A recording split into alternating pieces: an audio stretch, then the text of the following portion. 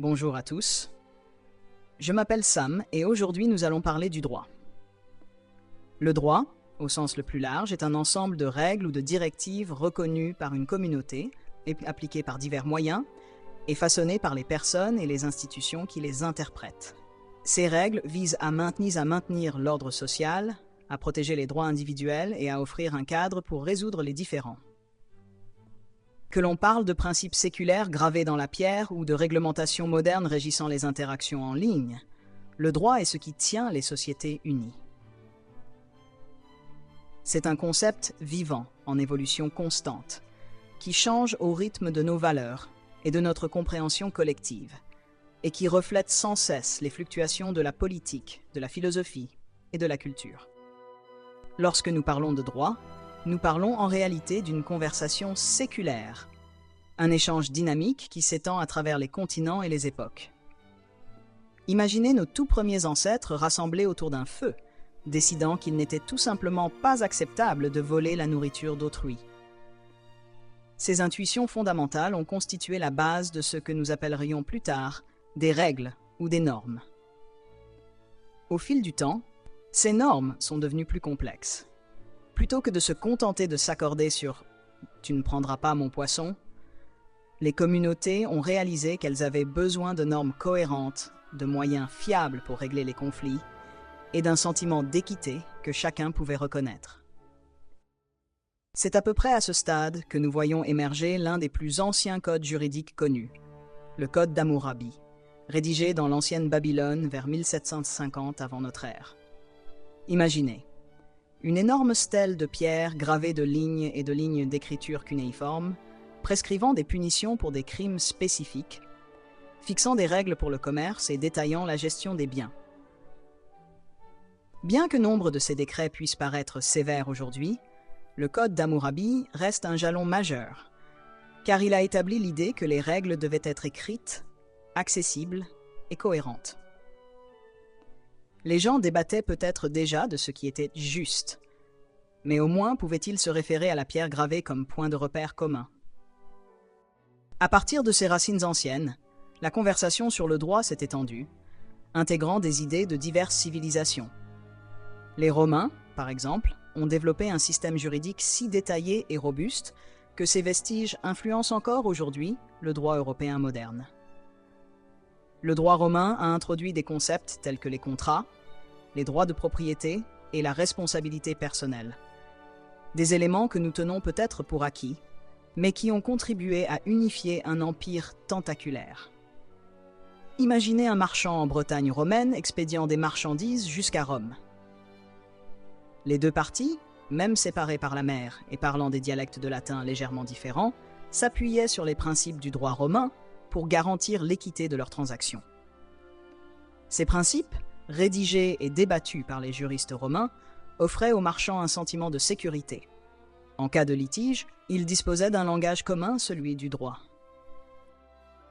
Au fil du temps, des penseurs de différentes époques ont continué à se pencher sur la finalité et la nature du droit. Des philosophes comme Platon et Aristote, dans la Grèce antique, se demandaient si les lois étaient réellement justes ou si elles n'étaient que le reflet du pouvoir. Pour Platon, la société idéale était gouvernée par des rois philosophes qui comprenaient les formes supérieures de vérité, faisant des lois un outil pour façonner une société juste. Aristote, quant à lui, considérait le droit comme un élément de la vie vertueuse au sein de la communauté. Leurs écrits n'ont pas abouti à un ensemble de règles précises, mais ils ont nourri un débat qui se poursuit encore aujourd'hui. Les lois sont-elles là pour nous rendre moralement bons ou simplement pour nous empêcher de nous nuire mutuellement? Faisons un bond de quelques siècles jusqu'à l'Europe médiévale, où Thomas d'Aquin s'est efforcé de concilier la théologie chrétienne avec l'idée d'un ordre moral universel, ce qu'il appelait la loi naturelle. Il estimait que les lois devaient être en harmonie avec un code moral supérieur. Une idée qui résonne encore dans les débats sur les droits de l'homme ou la légitimité des gouvernements. Si une loi contredit fondamentalement des principes éthiques, soutenait Thomas d'Aquin, alors ce n'est pas une loi juste. Cette approche a ouvert la voie à des débats ultérieurs sur la désobéissance civile et sur les obligations morales des citoyens.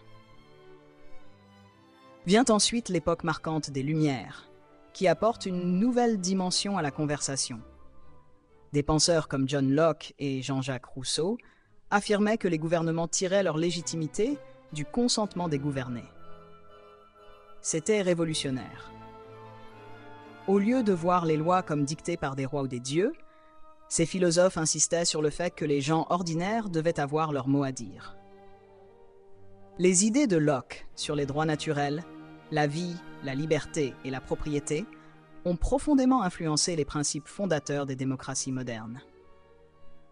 Lorsque les colons américains ont justifié leur indépendance vis-à-vis de la Grande-Bretagne, ils se sont appuyés sur ces concepts, affirmant en substance « La loi doit servir les droits inhérents du peuple et non les dictats d'un monarque lointain ».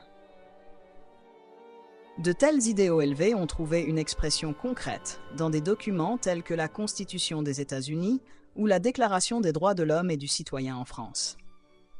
Ces textes reposaient sur la conviction que la loi pouvait être une force puissante au service de la liberté individuelle, tout en étant un facteur de cohésion sociale.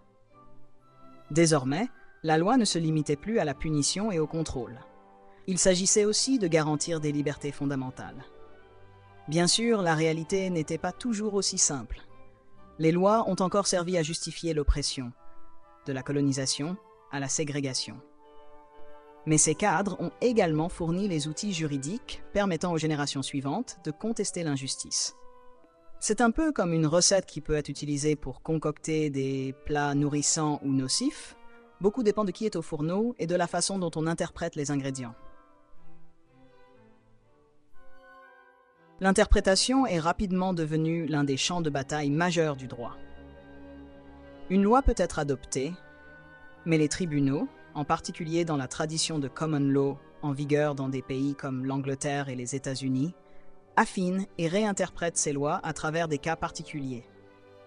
Imaginez un juge dans un tribunal animé, écoutant des arguments au sujet d'une nouvelle technologie ou d'une pratique sociale dont personne n'avait entendu parler lorsque la loi initiale a été rédigée. C'est à ce juge de décider comment appliquer les anciennes règles à la situation inédite, ajoutant ainsi une nouvelle couche à la tapisserie du précédent juridique. Et parce que les juges ne sont pas toujours d'accord, la conversation se poursuit. Certains diraient qu'elle ne se termine jamais. Un aspect fascinant du droit est sa difficulté à suivre l'évolution de la société et de la technologie. Pensez par exemple à l'émergence d'Internet. Les systèmes juridiques du monde entier tentent encore de rattraper les enjeux liés à la vie privée, à la propriété des données et à la liberté d'expression en ligne.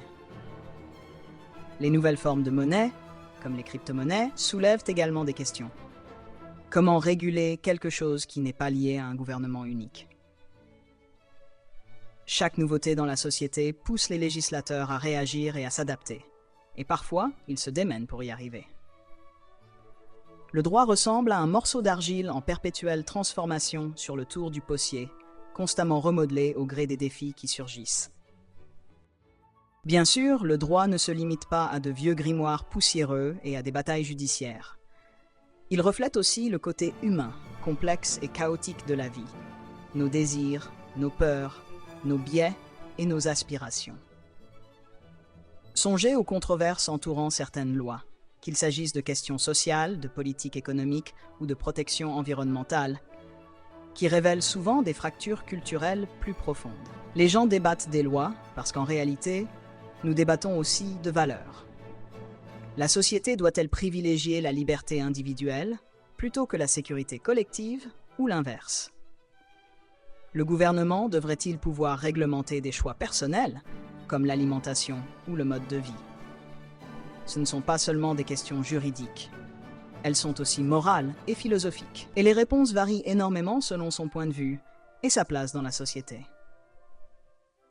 Il existe également une tension entre tradition et changement. Certains systèmes juridiques accordent beaucoup d'importance au précédent, de sorte que les décisions passées pèsent lourdement sur le présent. D'autres reposent sur des codes que l'on réécrit de temps à autre, au gré des législatures ou des conseils. Dans chaque cas, on observe un bras de fer entre la stabilité et l'évolution. Trop de stabilité, et les gens peuvent se sentir prisonniers de règles obsolètes. Trop de changements, et la certitude juridique disparaît, créant la confusion et le chaos. Les percées dans la pensée juridique surviennent souvent quand les sociétés sont confrontées à une crise ou à un bouleversement moral, tel que les anciennes règles ne peuvent plus y faire face. Le mouvement des droits civiques aux États-Unis, par exemple, a contraint les tribunaux et les législateurs à affronter les discriminations raciales profondément ancrées. Des décisions historiques comme Brown, Board of Education en 1954, ont mis à mal l'ancienne logique du séparer mais égaux, illustrant la façon dont le droit peut connaître un bouleversement majeur lorsque la pression populaire et l'argumentation morale convergent. En d'autres termes, le droit ne se contente pas de gouverner la société. C'est aussi la société qui gouverne le droit. Malgré des siècles de débats philosophiques et d'innombrables batailles juridiques, des questions fondamentales restent ouvertes. Comment équilibrer les droits individuels et l'intérêt collectif? La loi doit-elle réglementer chaque aspect de la vie ou n'intervenir que lorsqu'il y a préjudice? Existe-t-il un droit universel qui transcende les frontières culturelles, ou chaque système juridique est-il, en fin de compte, façonné par des contextes sociaux, historiques et culturels uniques? Juristes, philosophes, juges et décideurs politiques se débattent quotidiennement avec ces questions. Parfois, leurs désaccords font la une de l'actualité, et parfois ils restent confinés aux revues universitaires. Mais les débats persistent, et c'est ce qui rend l'étude et la pratique du droit si dynamiques. Malgré tout ce que nous savons, il reste beaucoup à découvrir.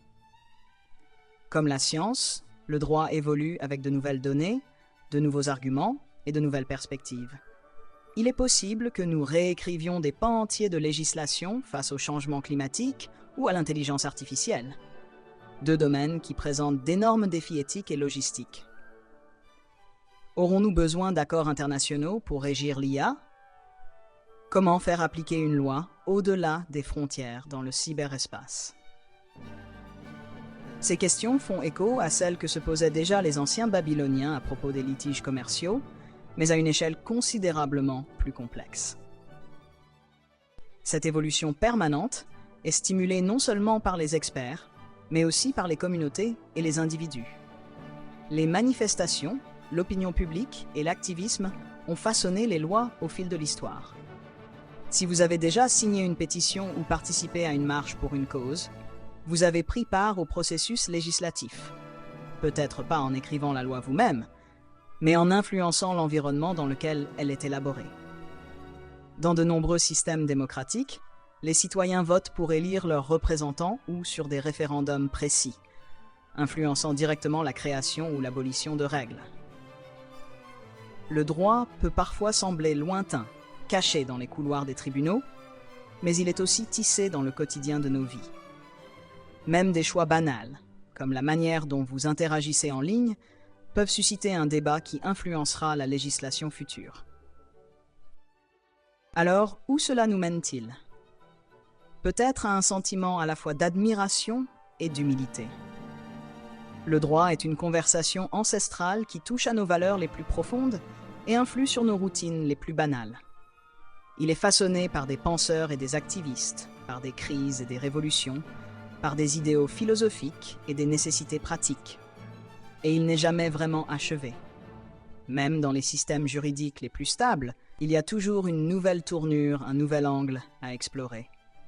Une exception qui remet en question la règle. L'invitation donc est de rester curieux. Engagez-vous avec les lois qui façonnent votre quotidien, que cela passe par la lecture de nouvelles politiques ou simplement par une réflexion sur votre propre sens de la justice. Souvenez-vous que les règles que nous suivons ne sont pas tombées du ciel. Elles ont été élaborées, débattues, testées et remaniées au fil des siècles, et continueront de l'être pour les siècles à venir. Quel que soit votre point de vue dans ce dialogue permanent, sachez que l'histoire du droit est aussi la vôtre. C'est l'histoire de gens qui, à travers le temps, l'espace et l'idéologie, tentent de comprendre comment nous pouvons tous coexister dans un monde en perpétuelle réinvention. C'est tout pour aujourd'hui, et je vous dis à la prochaine.